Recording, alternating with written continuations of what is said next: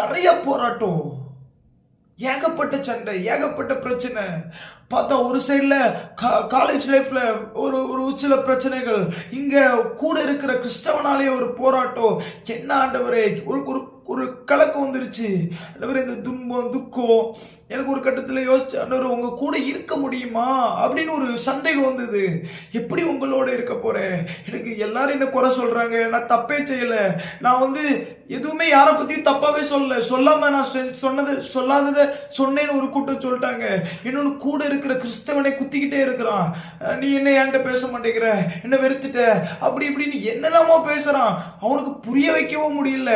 நீ தப்பு, இயேசுடைய அன்பு உனக்கு இல்ல, என்னெல்லாமோ செஞ்சு அவன் சொல்ல எல்லா வார்த்தைகளையும் ஒரு கடினமான வார்த்தைகளால பேசுறான்.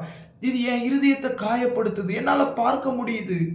நான் யோசிக்க, ஆண்டவரே இந்த துன்பங்களும் உபத்திரவங்களும் என்னால முடியலையே அப்படின்னு சொல்லிட்டு இருக்கும்போது ஒரு வார்த்தையை ஆவியானவர் என்கிட்ட பேசினார்.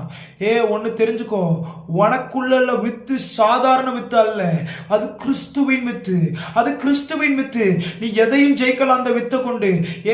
நீ சாதாரண வித்துல இருந்துட்டு நீ துன்பம் ஒன்ன மேற்கொள்ளுதுன்னு நீ சொன்னா லாஜிக் இருக்கு. ஆனா நீ வானத்தையும் பூமியும் படைத்த இயேசு கிறிஸ்துவுடைய வித்து உனக்குள்ள இருக்குது.